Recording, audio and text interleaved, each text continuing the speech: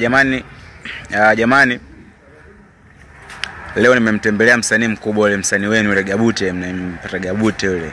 Mambo fulani hivi anacheza sana series, ni ana trend sana TikTok huko. Sasa siku nyingi sijafika kwake. Sijaifika kabisa kwake in short. Sasa leo nimekuja kumtembelea hapa.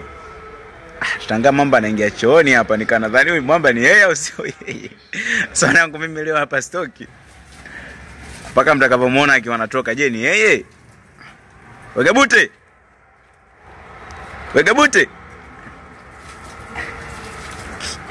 Sijui ni yeye. Sio yeye kuja. Ngoja tuone jamani, tusije tukapigwa jamani, mambo location haya. Tuchoki kusubiria. Hapa paka kieleweke leo hapa.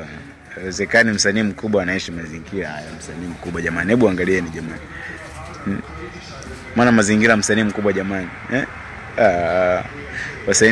Wasanii hebu ifikie sehemu tuwe na aibu. Wasanii ifikie sehemu kabisa tuwe na aibu jamani. Hii sio kweli.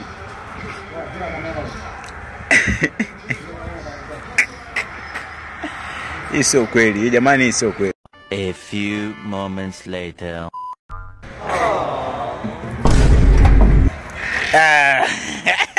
Uya hapa. Wewe ni aje Gabute? Kama kaida. Tumekutembelea mtaani mwanangu leo. Unaona surprise nini? Surprise mwanangu. Samahani lakini tumekuja na kamera bila taarifa.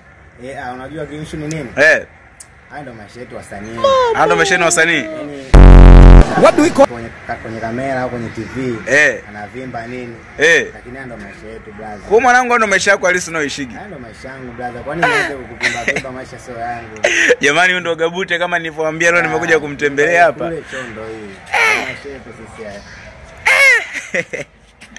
Jamani, huyu ndo Gabute kama nilivyowaambia hapa tutakuja kumtembelea hapa, na ndo maisha yake halisi. Kwa mnavyomuona anang'ang'aa TikTok, ana trend nini, anauzauza sana kwenye mitandao. Maisha yake halisi ndo hayo. Umeona anapokaa Uswahilini mwamba. Sasa hapa mwanangu, hapa tulipopaki gari letu hapa siliko salama. Hapa ulinzi ni good. Ulinzi ni good. Yaani hapa mna gate lakini ulinzi poa. Jamani wasanii tujifunze jamani kupitia kwa Gabute. Unaona mwamba? Kumbe maisha yake ni poa sana. Alafu mwamba nini ukimwona anavyotrend, ana jina kubwa nini fresh. Alafu maisha yake ndo haya hapo. Unaona nyumbani kwake hapo? Mama mtu yule pale mama mtu. Ndo mama mtu? Safi sana mwanangu. Wako unyama.